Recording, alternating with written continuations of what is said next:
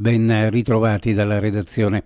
È stato investito nel parcheggio dell'ospedale San Polo riportando serie lesioni e nel giro di 3 giorni è deceduto, vittima della drammatica vicenda avvenuta lo scorso 17 dicembre ma delineata con chiarezza solo nei giorni successivi. Pietro Lipanie, di 82 anni, residente a Monfalcone. Nel fascicolo aperto dalla Procura di Gorizia si ragiona su responsabilità pesanti. L'indagine, infatti, insieme all'ipotesi di omicidio colposo, contemplerebbe anche l'omissione di soccorso, presupponendo una condotta dolosa, ovvero volontaria e pertanto idonea a creare un danno ad altri. Non si indaga contro ignoti poiché la responsabilità di quanto accaduto a una donna sarebbe stata individuata.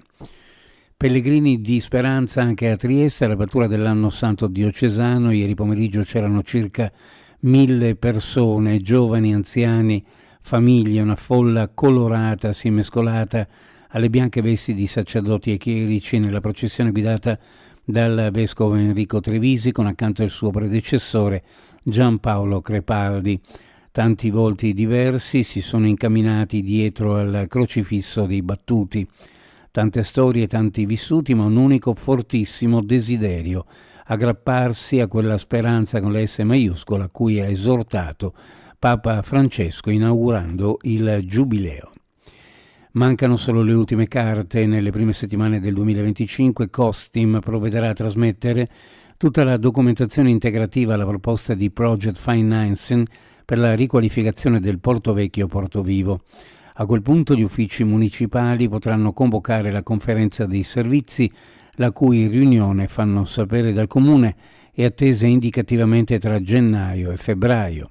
Comune, Consorzio Ursus, Regione, Soprintendenza e tutti gli enti interessati saranno quindi chiamati a esaminare il project avanzato da Costim con le sue controllate Elmet Impresa per Cassi, già licenziato in ottobre dal Consiglio Comunale.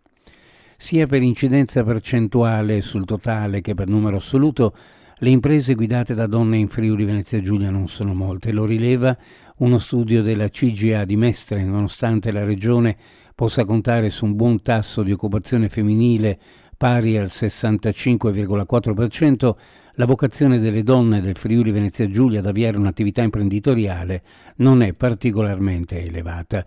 Complessivamente le imprese femminili sono 19.973 e sul totale delle aziende presenti in regione incidono per il 22,9%. Uno sguardo alle previsioni meteorologiche: oggi cielo sereno su tutta la regione, con inversioni termiche in montagna e zero termico a circa 2600 metri. Nelle ore notturne possibili nebbie sulle zone di costa più vicine al confine con il Veneto. Temperature minime in pianura fra -2 e +2, le massime fra 10 e 13 gradi, sulla costa minime fra 5 e 8, le massime fra 9 e 12 gradi centigradi. Previsioni a cura di ARPA e FVG Meteo. Ed è tutto per il momento con l'informazione, grazie per averci seguito. A più tardi.